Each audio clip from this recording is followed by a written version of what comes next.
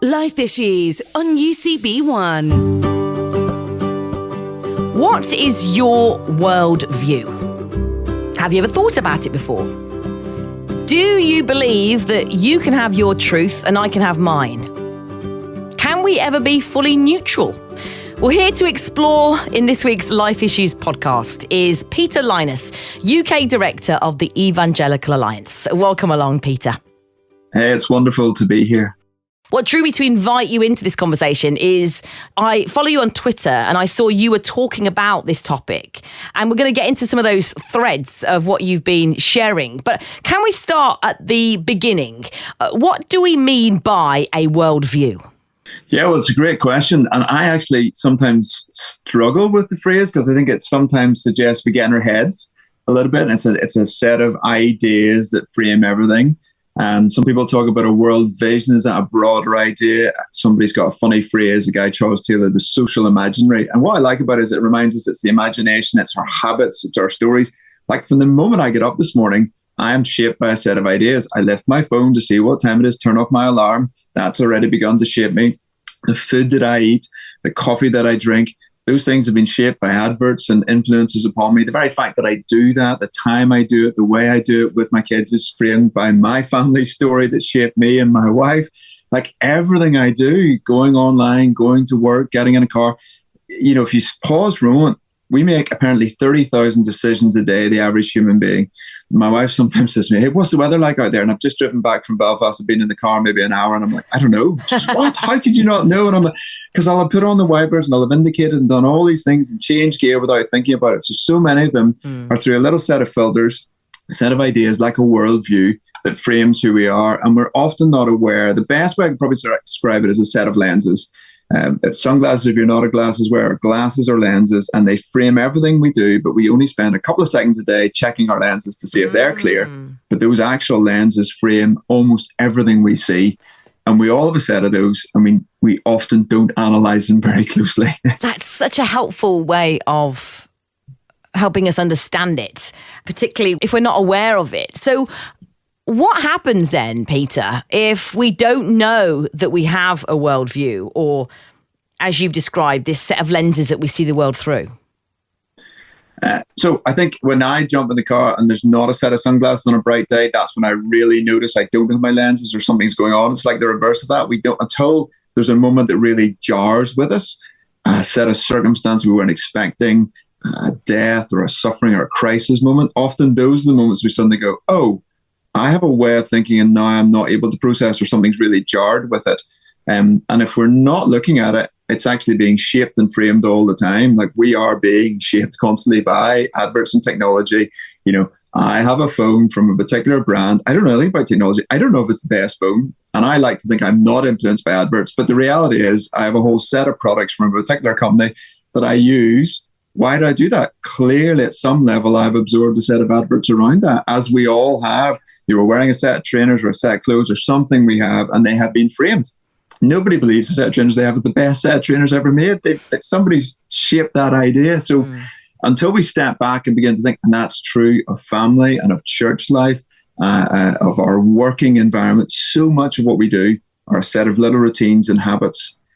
But the counter to that, and what I get excited about is like, how do we potentially reframe some of those and reset some of those habits? That can be extremely interesting the other way. But it absolutely frames so much of what we see and do. It's interesting. I've recently completed a session of compassion-focused therapy. And one of the things that really stuck out to me is that our brain, our mind, doesn't know the difference between facts and thoughts. What we think about, our body responds to in a way that we think it's true, which is often why a lot of times we're led by our emotions, our feelings we can feel like our truth. So to bring in that word that many of us use every day, truth, how can we know that our worldview is true? It's like the $64 million question. Like that's the big question, isn't it? That is right at the heart of it. We were doing something with some media folks last night, and it was very much around like, what is truth? What's the role of media in engaging in truth, and how do we assess it? Because for me, one of the questions is, how do I put on a biblical set of lenses to engage because my understanding is that God's story is telling us the truth about this world. And my own feelings are actually not that reliable in many situations about these things. And so I've got to be really careful about those. So I'm wanting to see what is, I love the kind of notion that the canon of the Bible is like this measuring stick against which we can assess things. And I want to see, how do I use the Bible in that way as a lens to frame my conversation? What is the story of Jesus telling me in this moment that tells me about what is true about the world? It's not just like my personalized faith. I think what I grew up was very much, I invite Jesus into my heart. I've got this little personal faith. It's between me and God, and that's it. And what the Bible is saying, no, this is the story of the whole world. This is public truth. This is true for everyone. If this thing that I believe, you believe, we believe, many people listening, not everybody, believes is true, it's not just between me and God. It is fundamentally true for everyone. I look out my window, I can see the sea and the mountains, and I have a lovely view over creation. And often when I'm tweeting, I'll put in, hey, amazing creation, or something around that, slightly to provoke, slightly to challenge, slightly to engage, and slightly to celebrate God's good creation. Because my lens on that is, my best understanding of the truth of what I see is that is created by God, and then he's placed me to live within his creation. And I do want to challenge other people and say, I know you think that's a beautiful sunset as well. On what basis do you think that sunset even exists? And then why do you have a sense of beauty about it? Why are we wired for justice? Why are we chasing after these things? What does it even mean, justice? That's a deeply ingrained idea from my, kids from they're young. We all know it. They get what fairness. That's not fair. We can say that. Where does that inherent and innate sense come from? I'm deeply intrigued by that and the story that frames our bigger existence. And we all do have stories that engage with it. So I'm looking at I want that more fundamental truth that explains who I am and our place in the world and who made this world and what our sense of purpose is. Those are the big questions I'm really interested in. And I don't think a kind of personalized truth is very helpful in that. There'll be people listening who will think, well, you can have your worldview. You can have your truth. You can think it's God creation, but I can think it's not. And we can all just have our own truth, and we can all just get on and make up our own truth, and that's fine, as long as we don't bump heads. But it's not as simple as that, is it? No, I don't think it is. So I think we can have different worldviews. I think we can have different beliefs. And I really enjoy that place of engagement around, where does somebody sense, even of something like, I just take a really obvious subject like human trafficking, and people say, well, that's clearly wrong. And I go, I totally agree, but why do you think it's wrong? Some of the people I'm talking to would say, people are just a random collection of cells. We have no deep sense of purpose in the world. We can buy and sell people's labor. And whether I like and I don't like it, we can buy and sell sex in our society. So why can't you buy and sell people for sex? And I push them to say, you don't have a story that tells me that's wrong. I believe everybody's made in the image of God. I believe we're made for relationships, and I believe we have a deep sense of purpose. So I have a good story as to why that's wrong. So I want to engage in those. But I think if we get to where truth becomes personalized, the danger of that is we are really wired as a society for justice. I used to be a lawyer. I worked as a barrister. But when I went into court, people would swear to tell the truth, the whole truth, and nothing but the truth. But can you imagine a court case in which somebody says, hey, I swear to tell the truth, my personal truth, and nothing but my personal truth? We can't find justice in that moment, because justice requires an objective, an absolute sense of truth. What really happened in that moment when somebody swung a punch and somebody got hit? Who did it? And we need to know that. If everybody has their my perspective, my story is this, we don't get to truth. So I have a real problem with the kind of personal truth narrative at the minute, because we can't get to justice. And justice is really fundamental to what it means to be human. And I want justice in that sense. And our kind of post-truth, post-modern world, everybody has their own truth. The very obvious example is Donald Trump's inauguration. I'm not going to pick on him per se, but how many people were there? 100,000, 800,000, 1 million people, 2 million people. Who wins the election? These things matter, because then we can't get justice, and that's really important. Yeah. And I suppose that's what you've drawn out there, the point around the word truth. It's not subjective. That's the whole purpose of it. If it were, then it wouldn't be truth, which I feel like I'm getting into a philosophical point there, but I suppose this whole conversation has got that. Talk to us about neutrality then, because there'll be people who say, okay, you can't make up your own truth, but I want to be neutral. I don't want to offend anybody. I don't want to hurt anybody's feelings. And I know there's a lot of conversations at the moment around transgender, abortion's another big one, where there can be a very divisive conversation. And if you take a side, you're seeing it as being against the other person or the other side. And it can be quite challenging, particularly as Christians. Yeah, well, I think the most obvious thing to say is neutrality is a myth. I think there's a kind of idea out there you can be neutral on certain things, and we check our faith or our beliefs or our values at the doorway of work or the public square, and somehow we enter this neutral public square. First of all, let's just call it what it is. That's just nonsense. So it's far better to own it and then have the honest conversation. Say, I'm coming with a set of beliefs, ideas, worldviews, whatever language you want to use. I am coming with a story that fundamentally shapes who I am, as is my neighbor, as is the person I'm sitting next to on a flight. We all have those set of beliefs. So I sometimes engage with the BBC, and I'm quite happy to name them because I think they're happy. The impartiality that drives them is one of the places I push back sometimes. Say, well, hold on, you have a set of views that does frame how you engage in the story. So let's talk about that and let's have the conversation. So I'd much rather that, and then we have an honest conversation about the set of views that we're having, rather than pretending we're in some neutral space. There's a wonderful guy called Charles Taylor, and he's very complicated to read, but he talks about what does it mean to be in a secular age. And people sometimes, oh, secularism, what's this? My dad would have said, oh, this ism, what do you mean, Peter? I said, well, Dad, it's not that there is no God. What he said, what secularism is really about is that we're all contesting our beliefs. And you mentioned, for example, the trans story. So sometimes Christians say, hey, we're the only ones getting picked on. Our beliefs are being rejected. Well, if you speak to Christians, that's because that's our experience because we're Christians.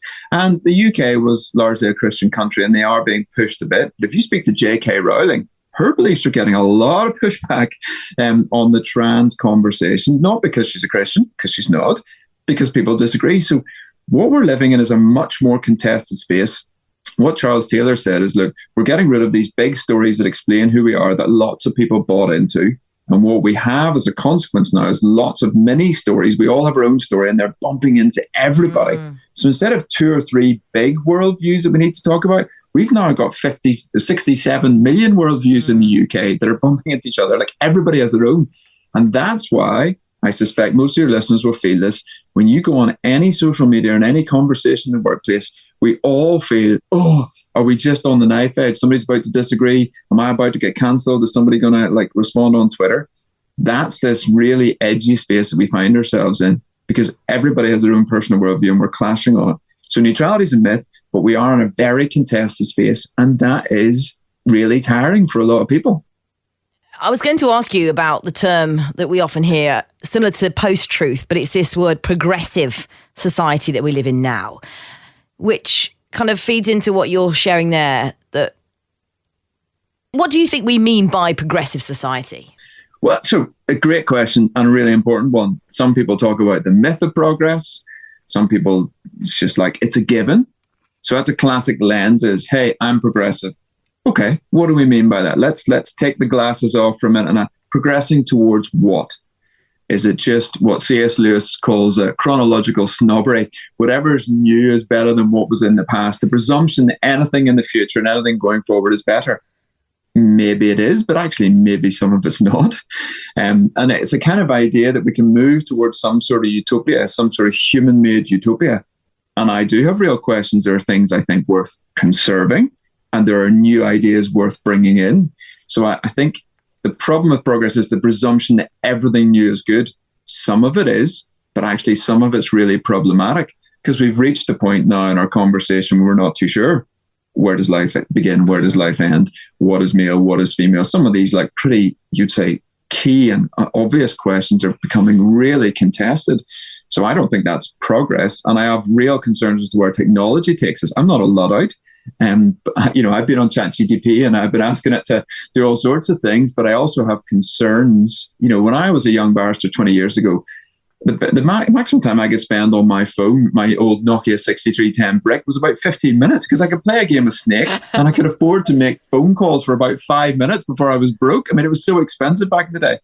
Now, 2, 3, 4 hours a day I spend on that's just a massive shift. I've got a question about what that does. And I say that as somebody who uses phones. I'm not saying they're a bad idea per se, but I want to ask those questions. Not all progress is good. So we want to put that in play, and then we want to ask more fundamental questions about where we're coming from. Because maybe we can pick this up a bit further, but so much of what is going on in our culture and Western culture is shaped by Christianity, but there's a rejection of Christianity at the same time. So there's a real tension point for Christians and for non-Christians. So maybe listeners saying, really believe in human rights, really believe in equality, believe in human dignity. I would say, absolutely. But you can't get to any of those ideas without the God story. Yeah. There's a wonderful author called Tom Holland who's really made the case for that. And he's an agnostic. He's like, I'm not sure if I believe or I don't believe. He came probably as an atheist, now an agnostic. But he's saying, I'm not a Christian, but I am telling you the Christian story has fundamentally framed it. And he's one of many authors who tells us that piece of history. The only reason we believe everybody is equal is because every single person is made in the image of God. That wasn't true in Greek and Roman society. Because people go, we got our democracy from there. Well, yeah, we did. But 10% of men at the top of that society had a vote. No woman did. No slaves did. Nobody else did. It's not the same in many other societies. Might have a caste system or a hierarchical system. So we are unique in having that, and it derives directly from the Christian story, why we have human rights, why we have a sense of equality. The dignity of every single person is all rooted in what is being made in the image of God. Now, you can hold all those views and not be a Christian, but that is where they came from in our thought processes, and that's really important. So we as Christians need to stop being so kind of passive about that and say, actually, that is part of the story and our offering to the wider society. And I think that's wonderful, and let's talk about that. But also people who want to claim those rights, we want to say, actually, those are Christian ideas. And if you want to reject Christianity, if you want to say God is dead, you have to have the guts to go through with all of that, which also means you get rid of some of those key pillars, those key foundation blocks that give you all those things. And if you believe then on a story like of evolution, survival of the fittest, that doesn't tally with everybody being equal. That's survival. That's a very different story. You can have that story, but let's talk about it honestly. Yeah, it clashes, doesn't it, with some of the things, like you say, equal rights, human rights, that we do want to uphold. I'm glad you brought in there Tom Holland and what our society is based on. And I wonder, is this something that we as Christians, I know that yourself and we believe in Jesus as our Lord and Savior, but are we not having these conversations enough in the church? Because I wonder how many Christians realize that truth, because it can often feel like, as someone with faith, I am seen as prejudiced or have a lack of tolerance in society because I might hold firm to views that aren't as, to use that word progressive, inverted commas, or as accepted. But actually, like you say, if we are aware of where our society's ethical, moral foundations are, that we know to be true, that we know to be like justice and fairness, like you say, come from the biblical teaching, then we can stand firmer with our heads held high more. But maybe it's actually that a lot of us as Christians don't realize it. I think absolutely. And I'd say two things on that, if I can. I'd say one, we as Christians dropped the ball. So we told a half story, I would say. So if we've got a story of creation, fall, redemption, and new creation, a kind of fuller story. The historians tell us that for 1800 years, we told that story and we did it in all its richness.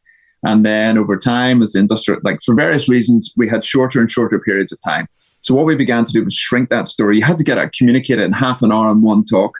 And so we became really good at that. And it was lawyers like Charles Finney and people, but they became really good at the kind of crusades and those ideas, like as an evangelistic crusade, where they would have communicated that message really, but you didn't have time to do all the creation, the richness of that, and the new creation. So you taught a very simple fall and redemption. You're really bad.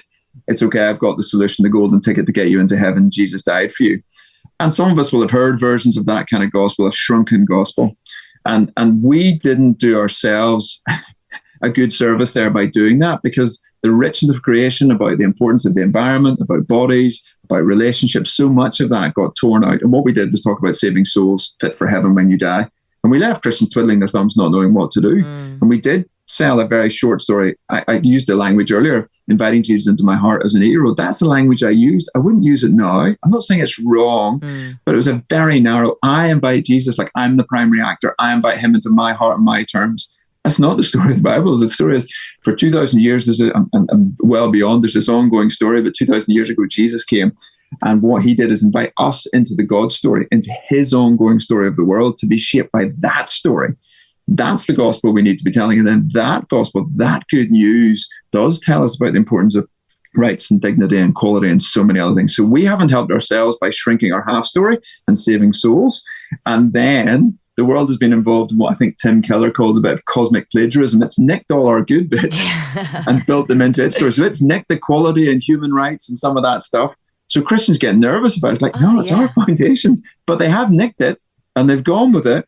So we need to do a bit of both, better education about the richness of our stories and an awareness of how the culture, well, we gave it to them. We didn't nick it, I suppose, but we gave it to them in a bigger story, and it's got detached from that, and it's lacking Jesus at this moment. And so I get concerned about that piece where actually people are selling a very light, flimsy gospel. We do it too sometimes. It's become awkward to say you're really bad. So now we just say, hey, Jesus loves you. And that quarter gospel is so weak it doesn't work. But our culture sells a kind of slightly different version. We've got all the answers. Here's progressivism. It's fine.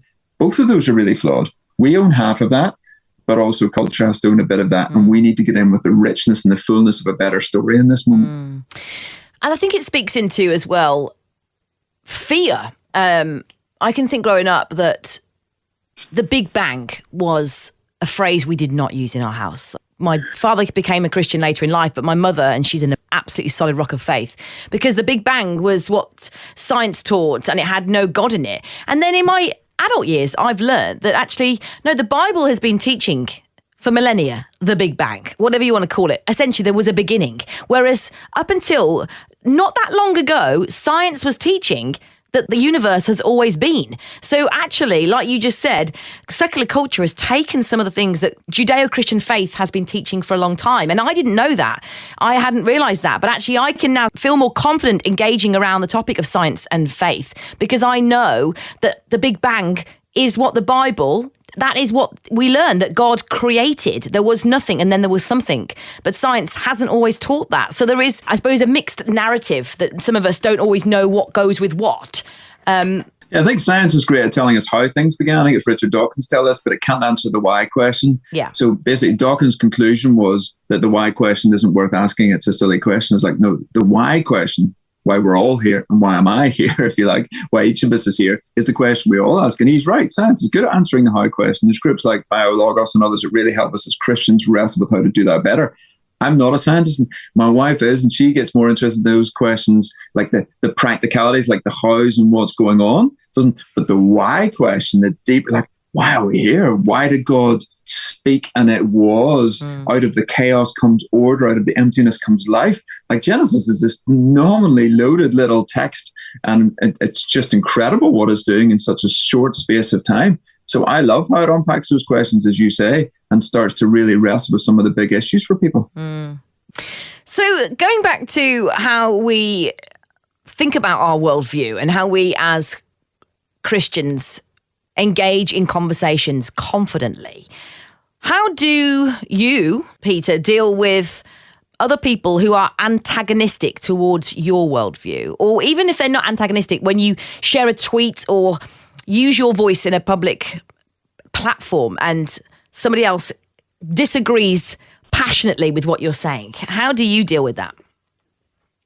I think it varies on two levels for me. One is my personality. So I said I was trained as a lawyer. I probably have a natural gifting towards argumentation, which my family would confirm. I have to be careful about that. So, but I enjoy a little bit of provocation and engagement. Now, I want to get the right side of that. So that's partly a personality type thing. So I'll push around, as I said, something like a picture. I'll sometimes say #creation, just to kind of provoke. I mean that in a gentle way. And then it depends on who I'm engaging with. There's some people I know online, so I'm going to engage a bit more. Often I'll know if it's just a sheer critique, because something like the Twitter medium is not designed for constructive engagement. But I do enjoy doing Q&As and engagement. I've been on like at the LGBT Pride event here in Belfast and gone and been on the panel and then engaged with the room. And I enjoy some of those spaces. I guess that the other thing I always like to think about is, so as a court lawyer, I mean, I was one of those funny ones who wore the wig and gown. Your inclination sometimes is to try and beat your opponent. And what a colleague of mine had to keep reminding me, another lawyer friend who was great, saying, remember, this is like a jury trial. I'm trying to convince the audience, the wider people watching on Twitter, it's rarely the person I'm engaging with who's going to change their mind in that moment. They've got a pretty log view on something like abortion or trans. These are deep issues often. But there is a wider set of people watching our conversation. And so rather than me trying to beat the opponent in the classic, lawyer A against lawyer B, this is the jury trial trying to convince the wider audience. And I think we sometimes miss that in Christians, where we're trying to do that one-on-one and remember there's a whole group of people just watching how we conduct ourselves. Now, I say all that and then I need to apologize because I know sometimes I I'm a more provocative character online. I need to be really careful, but I'm trying to behave myself largely and think, what's the bigger win here? It's always the signpost towards Jesus and the larger story. It's his job to change people's minds and engage them. It's the Holy Spirit coming into their lives. But I am to be an ambassador out there. And I'm really happy to argue the case in the sense I absolutely believe this. This has changed my life. It's radically changed who I am. And I absolutely believe this is the story of the world. It's the best story. It's the most convincing story. It's the most truthful story. So I'm passionate about that in my engagement too.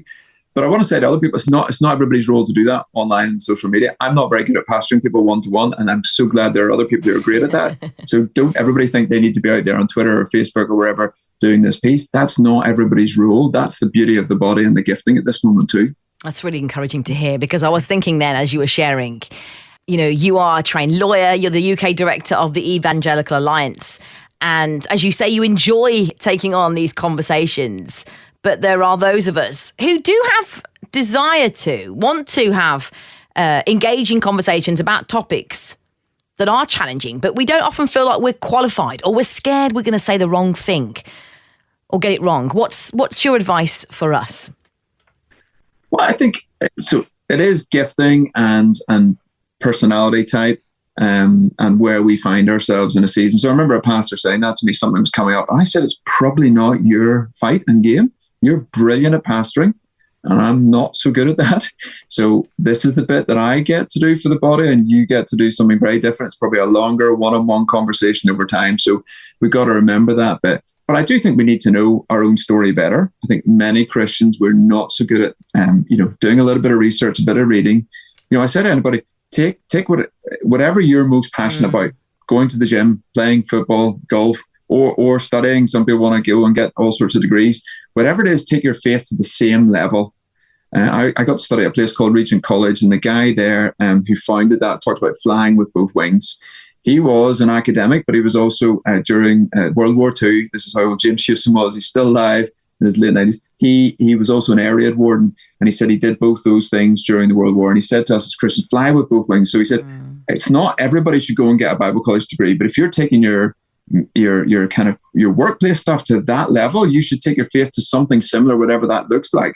And what I'm concerned about is there are people with degrees over here are really passionate about something, and then when it comes to church, it's like, so they go to the football and they will cheer and they will jump up and down the stadium, and then they'll go to Sunday worship and sit with their arms crossed going, yes, okay, I agree. They agree, but come on, the same level of passion or intellectual engagement, whatever it is, and then you take that in. So for some people, that will be reading a lot more about what's going on in our culture and understanding it and then engaging.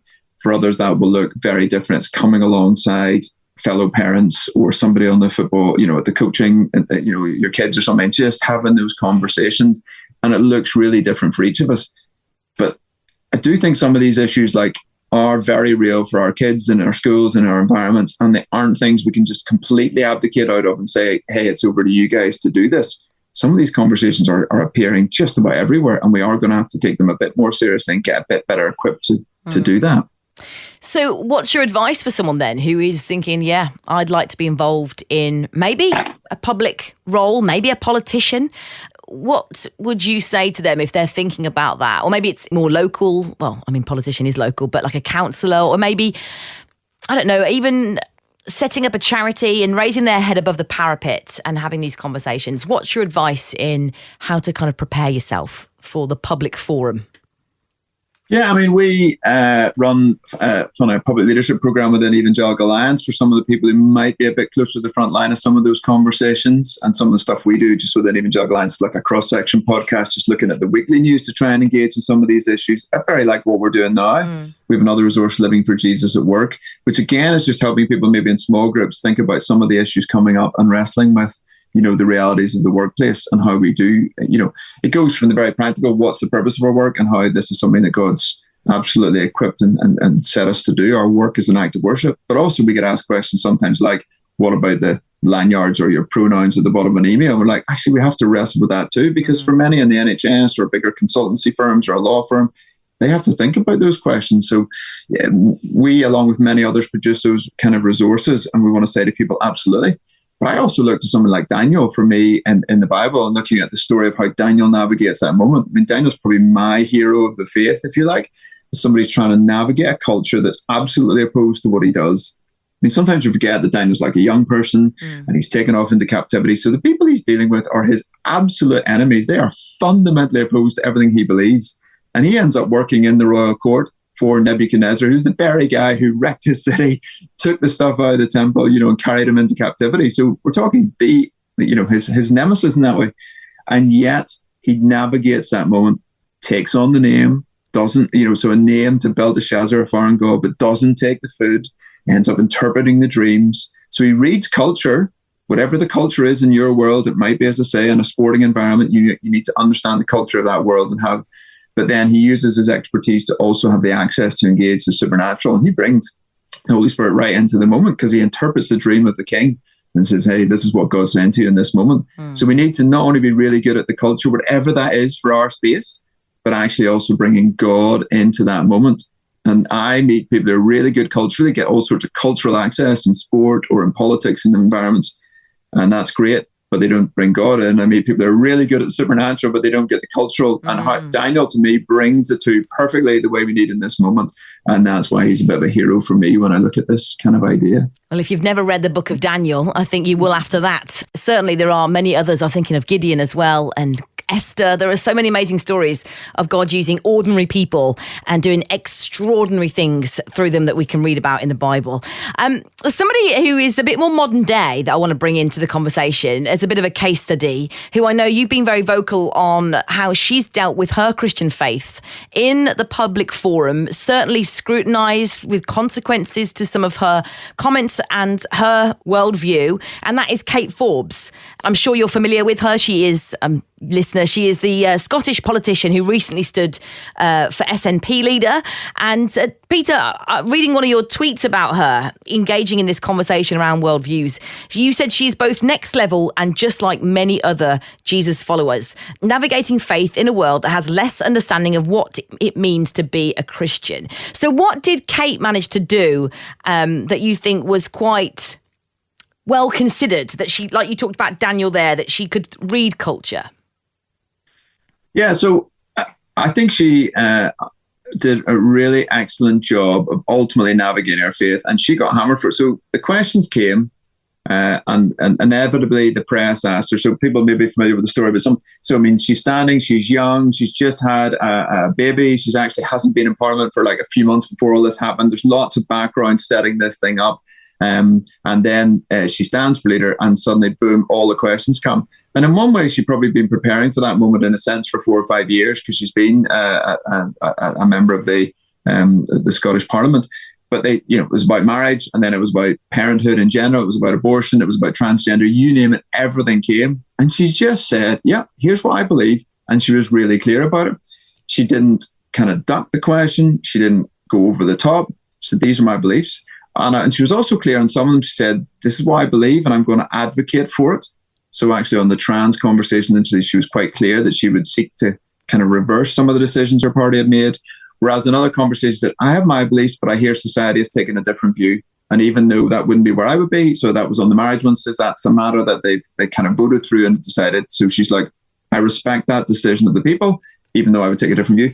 And so I think that gave confidence to lots of people. I was up in Scotland not long afterwards, and lots of people were like, oh, we've seen a person who's managed to navigate this moment. So some of us saw Tim Farron a few years before, and in some ways, to be fair to Tim, he laid the groundwork, but he got much more of the gotcha moment. And many of us were like, oh, no, don't do that. And, he reflects back, I think, a bit on that and says, look, didn't answer that as well as it could have, but he got us all ready, so that he kind of laid the ground, I think, for someone like Kate to be able to come in and say, yeah, and she did it brilliant. And I think it was the reason why I say it's both next level, but actually everyone, we all get asked these kind of questions, and she just knew straightforward, clear answer.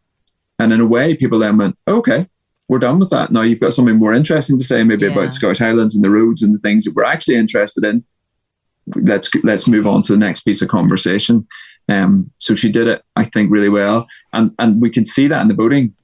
She maybe wasn't what everybody perceived, young and female and, very articulate and savvy, and people, oh, actually, we need to take this person seriously. And she was well received, even from people that had different worldviews to her. As you say, I think it speaks into that being able to be honest and prepared. The word preparation, I was thinking as you were sharing then, Kate clearly was prepared for some of those questions, as difficult as they would have been to answer some of them. And actually, Hamza Yusuf, who she was standing against, who is a Muslim and who ultimately won, got pushback because he said he was fine with same-sex marriage. People said, well, that seems actually a disconnect for us, because you're saying you're a devout Muslim and you're observing Ramadan and your faith doesn't allow for this, but you're saying you're okay with it. You haven't explained that as well. Whereas with Kate, they said, no, we understand what you're saying. You've been clearer. And actually, it turns out people do really want the truth, because truth is necessary. We can have all our personal truths, and actually people say, I like the honesty of her. And they actually started to push back a little bit on Hamza on his answers, because it didn't seem coherent. And so I think we saw something in that again. But it was really interesting. People of different faiths engaging with one another, and actually our culture coming to terms with that and saying, no, we have to have space for this. And I suppose that speaks into then the importance of freedom of religion or belief and freedom of speech, and how that can sometimes get mixed up with neutrality, which, as you explored with us a little earlier, isn't the same thing. Appeasing everybody is different to actually holding firm to what you believe and respecting others who have different views. Yeah, freedom of religion and belief is, I would say, this, of course, fundamentally a Christian idea.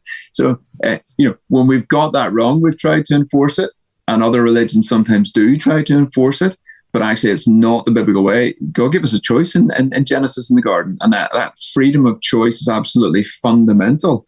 And while the wrong choice was exercised in Genesis 3, the point is the choice was there, and it's always a free choice. And so Christians have always fought for freedom, or should always, generally have, and predominantly have fought for freedom of religion and belief for people anywhere and everywhere. The Evangelical Alliance that I'm part of, when it was set up 175 years ago, appointed an ambassador for freedom of religion and belief and sent him to Turkey to go and sort things out there about religion on behalf of minority groups, not Christian groups. And it's something we think is absolutely fundamental. So that freedom, again, is hardwired into our understanding, not any form of compulsion. That's anathema to Christianity, properly understood, though we have to hold our hands up and say we haven't always done that as well as we could and should have done at times.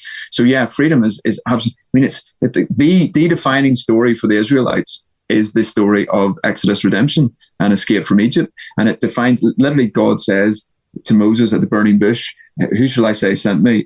Moses asks, and God says, I am who I am, or I will be who I will be. This story, what I'm about to do, is going to define who I am as God. He basically says that. That's what the Hebrew is saying. This is the defining story. And so the Passover is the defining meal. And what is it celebrating? Escape and liberation and freedom and redemption. And how do you live free? Well, the Ten Commandments say how to be free. We always see them as restrictive. Don't do this, don't do this. It says if you want to be free, truly free people, then people can't, not only can you not murder, but people can't murder you. Not only can you not steal, people can't steal from you. Those laws are designed to set you free. Don't have any other God before me, because the only legitimate image bearers of God are human beings. We are literally idols or image bearers. That's what the original text says. We're the only authorized image bearers as human beings. If you do anything else, you displace God, but we also undermine our own humanity. We dehumanize ourselves. That's why it's so fundamental there at the start. So having set them free, God says, remember the story of me setting you free, and then do these things to live free, and sets out a whole system of what it is to be free. Sorry, you've got me on a hobby horse there, but I just think it's so fundamental in the God story, and it's telling, how do you be free? This is it. You need rules, you need boundaries to set people free from the chaos that was talked about in Genesis, from the chaos in Egypt, the watery chaos they came through as they escaped Egypt. Now, if you want to be free, guys, do these things and you will live into true freedom. Yeah, true freedom is not about being able to do anything and everything. Maybe we could get you on for another Life Issues where we can explore what true freedom is, Peter. But I'm sure you listening have been inspired to read more of the Bible if you've never picked it up before, or maybe you're thinking, oh yeah, I need to get back into reading the Bible. It isn't there just to read as a tick box exercise. There's so much in it. And I want to encourage you at this point, don't try and read it all in one go. Don't try and just get through it. It is a library. It's 66 books, but there is so much in there that tells of our history, which if you break it down is his story. And that is the story of true redemption, of truth, which is what we are exploring as we think about what worldviews are on the Life Issues podcast, and the myth of neutrality with Peter Lynas, UK director of the Evangelical Alliance. I know time is against us, Peter, but I do want to just bring in one more question. When we're thinking about truth, and we earlier were talking about how in itself is objective, you cannot have subjective truth. That is a juxtaposition. Yeah. So how do we respond to those of people in our lives who are not looking for objective truth, when we want to share with them that we believe that there is this ultimate truth and it incorporates every part of life, the whole universe, the cosmos, and it is that story of Jesus? How do we, it's a big question, and I know there's not one answer, but how do we respond to people not looking for that objective truth? Well, whether you intend to tee this up quite for me, I'm going to talk about a little project we have running called the Being Human Project with a colleague within EA. And for us, the step back, Joe and I are writing a book, and that'll be out in September. I'll give that one little plug and you can sign up to Being Human and some of the stuff around it. But we're saying, how do you step back from some of the really toxic issues and ask the more fundamental question, what does it mean to be human? And it felt like to us, the conversations were around transgender and abortion and marriage, and these are important, but they become very contested. And behind that's a more fundamental question as we think about artificial intelligence and Black Lives Matter and the environmental conversation, like what does it mean to be a human being? So we framed some of the conversation around that. And so we have some resources on our site as well as the book and some videos coming. But I love to get into the conversation there because it feels like that's a really good point of engagement with people and a really healthy way of kind of framing some of the chat around that. So for me, these are huge missional moments. I mean, I think the trans conversation is one of the most missional ones out there. I sat with a mum in a swimming pool and she goes, hey, I don't agree with all your tweets, probably in brackets sexuality, but I'm so glad you tweet about this. You know, it's really important we understand that our kids aren't, swimming against boys and potentially in a changing room with boys as we have daughters swimming. And these create moments, say, okay, why is that so important to you? Let's have the conversation. We know from talking Jesus research that a fifth of people are interested in Christianity and in hearing more about Jesus. People consistently are saying they want a bigger story. They want something that makes sense. It's usually in the crisis moments that people come back, death and suffering. But across the board, the minute there's a lack of hope, we can feel the contesting, we can feel the chaos, we can feel people pushing in. The word of the year last year was perma-crisis, and the related word this year, and the one that's been used at Davos, is polycrisis, i.e. a permanent state of crisis or many, many crises pushing in. And that's what we all feel. We sometimes use the analogy of the Jenga game. We've got all these blocks and people are pulling blocks out of a Jenga game, and we're at the point where the top has all the blocks, all mixed up, all the different cultural stories, and the tower is really unstable. And if you play Jenga, you know that moment where we're all like, don't touch the table, don't lean in, don't touch it, oh, not that one. And it feels like we're every day at that moment where everything's being pulled apart and pulled out and it's about to fall over. And in some senses, people of hope. And it's often, this is local, this is the communities that we invite people into, this is the small level, looking after our neighbour, coming alongside. That's where people see the hope and the reality of this lived in. So while I love the ideas, and for some people they're important, for nearly everybody, the reality is it's the connection and the relationship. It's the feeling of significance. It's the people who turn up each week and come alongside them that will make the difference in the long haul. And that's the way we show Jesus to people more often than not. Very few people, even C.S. Lewis said he wasn't convinced. It's not an academic or an intellectual convincing into the kingdom. Yeah. It's an encounter with the presence of God. It's seeing Jesus, experiencing his Holy Spirit. And then we'll often backfill. We use Alpha almost more as a discipleship tool for people who've encountered Jesus in some way in our church, but then need to understand a bit more of what they've done. So this is almost always encounter-led. So my prayer is that that's the case. And then we'll often fill in the gaps afterwards. It makes me think of what Peter wrote that we can read in the New Testament in the book of 1 Peter, when he said, always be ready to give a reason for the hope that you have. He doesn't say always be ready to give an answer or have the answer, but just to give a reason for the hope you have. And if anything else, this conversation helps us to remember is that the world we live in is desperate for hope. Many of us know what the true hope is, and we don't have to have all the answers to share that. So I have had my mind expanded. I've got so many more questions. And one of the best things I've learned about these type of conversations, Peter, and I'm sure you'll agree, is that questions breed questions. So just keep asking them is my encouragement to you. And I want to encourage you as well, if you are a social media user, Peter's Twitter account, @Peter Lynas, is an education every day. But the resources that he's mentioned that the Evangelical Alliance have available to you can be found at eauk.org. But Peter Lynas, UK Director of the Evangelical Alliance, thank you so much for joining us on the Life Issues podcast. Thank you. It was a pleasure to be here.